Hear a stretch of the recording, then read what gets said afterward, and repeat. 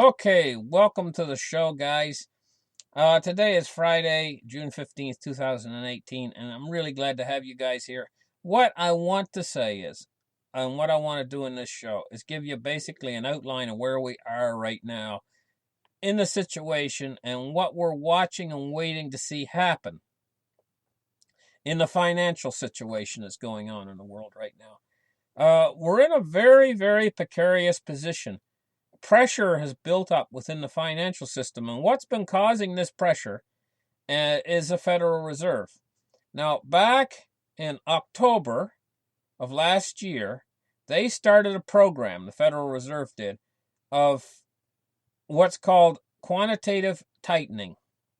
And basically, what that program amounts to is they have a balance sheet that they built up from the year 2008 until now, $4.5 trillion worth of bonds purchased, bonds that they're holding on their books, the Federal Reserve. They want to get rid of those because that was money creation. So they created $4.5 trillion with those bonds to help the world's financial institutions out of the crisis of 2008. And basically, what actually happened toward the end, they were doing what was called pushing on a string, where the money that they were entering into the system was not going anywhere. It was just going to make certain fat cats a little bit richer. So, where the situation we are right now is the Fed wants to get out of this desperately. They don't want to put any more money on their books because they'll cause a hyperinflation if they had to continue with their programs of quantitative easing and so on. They had QE1, QE2, Operation Twist, and QE3. All these quantitative easing programs, they started to taper, and they tapered right down to zero, and now they're into quantitative tightening. So they started for the first 3 months, October, November, and December, with $10 billion. That started to have an effect on the bonds. And by January, we saw the market start to shift. An awful lot of people started to actually buy into the bonds at that point in time because bond yields were a better source of income, a better source of yield than the stock market. And so what happened was the stock market started to fall. They had to step in at a certain point, probably with the plunge protection team, but I do know for absolute certainty that they injected $10 billion. Now, through the fractional reserve banking system, they can take that $10 billion and they can turn it into $100 billion or more. This bottom sometime, this propped the stock market back up, and they were able to get the stock market back on keel again, or basically back on a level keel. And that's where we've been up till now with that. Now, as far as other countries are concerned, because interest rates are starting to climb up, the Federal Reserve has been raising interest rates at the same time, 25 basis points each time they raise interest rates, and they're starting to get them up now significant. It's starting to become significant. It was insignificant the first couple hikes, interest rate hikes. It was very insignificant. But now it's starting to become more and more significant because it is cumulative, the effect. So they're not stopping with these interest rate hikes. They're continuing with it. They're also continuing with their quantitative tightening program. And what's more, these other countries abroad have central banks as well, like the Bank of England, the Bank of China, the Bank of Japan, People's Bank of China, PBOC, Bank of Japan. These other central banks are also entering into a European central bank. They're entering into their own quantitative tightening programs very soon. After they stop, they're following the Fed's lead.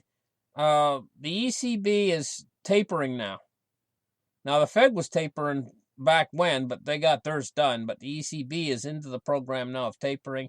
Now you watch a little bit later down the road, the ECB will not only, if they can get, I don't believe they'll ever get that far, but let's just say for some crazy reason they were able to get that far without the system crashing. I know it won't happen, the system's going to crash, but if they got that far, they're probably planning to do the same sort of quantitative tightening that the Fed's doing. This is a coordinated effort.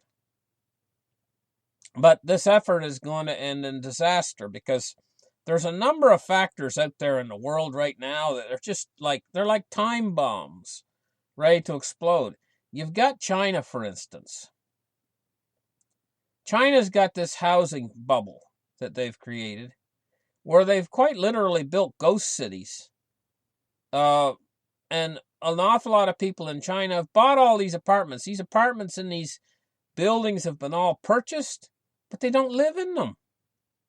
There's nobody in them. All they are is an investment. And it goes on for mile after mile after mile, these people that own these apartments, but they don't even live in them. And all they are is investments. This is a bubble upon a bubble that's waiting to pop, the real estate market in China. But that real estate market in China can't pop without bringing down the entire Chinese economy and the world's economy. At the same time, we got a real estate bubble in Australia. We got a real estate bubble in Canada. We got a real estate bubble in the United Kingdom. So and in the United States as well. So we got all these countries with real estate bubbles.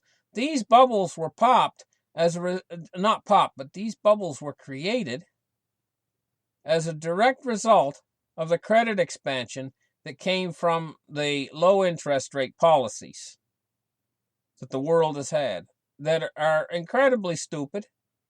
But at the same time now, all of the central banks are in a coordinated effort. And at a certain point, they're going to pop these bubbles. They're going to pop all of them, probably simultaneously.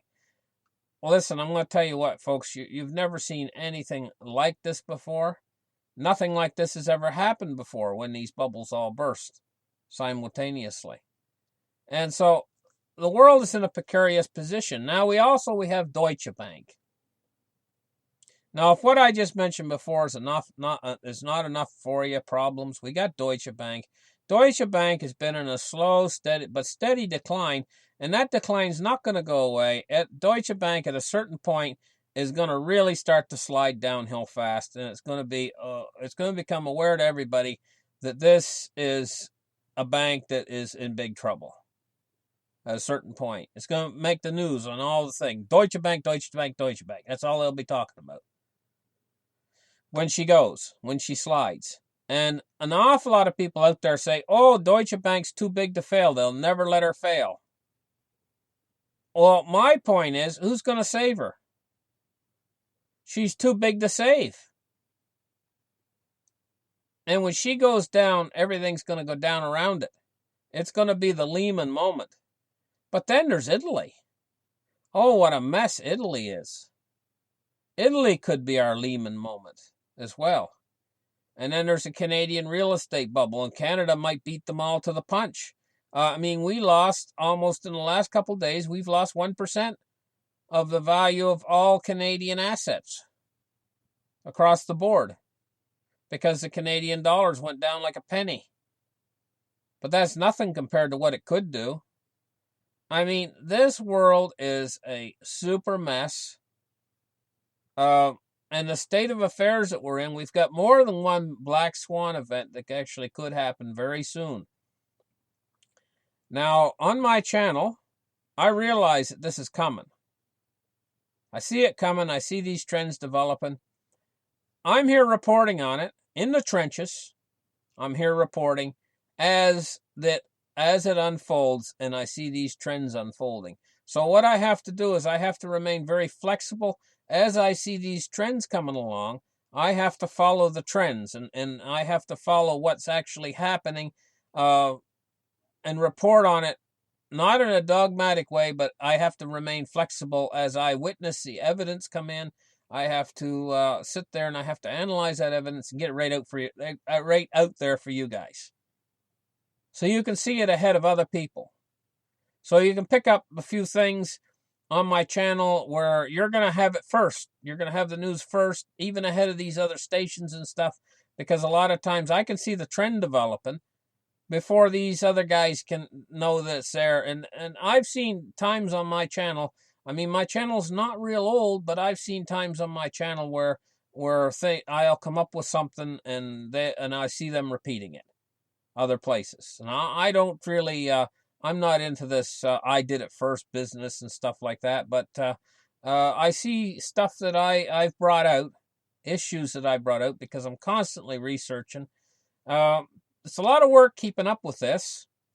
I probably spend about 4 hours a day or more doing research, but it's well worth it, because ultimately that's what my channel says. It says Financial Turmoil Explained. The turmoil hasn't really struck yet, but it's coming, guys. It's coming. And my channel has to be there, and it has to be reporting on it, so that when people finally wake up and they take a look and they want to know what's going on in finance, why they've just lost their job, why they've just lost their bank account, why they've just lost their house, why they've just lost their car, and all they got left is a cell phone, and they're looking at my channel on the cell phone and they're wondering what in the heck just happened to me, they can find out on my channel. And let's hope that they got a little bit of something other than US dollars in their pocket at that point in time. But this is going to be crazy.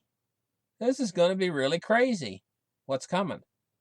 I hope to be able to broadcast all the way through it. I'm hoping the internet doesn't even go down and it stops me from talking to you guys. Because, I like putting these shows out here, and talking to you guys and trying to explain what I see coming down the pike. Anyway, listen, thank you guys for listening to this episode. And this is a brief little update on the situation in the world. Bye-bye for now.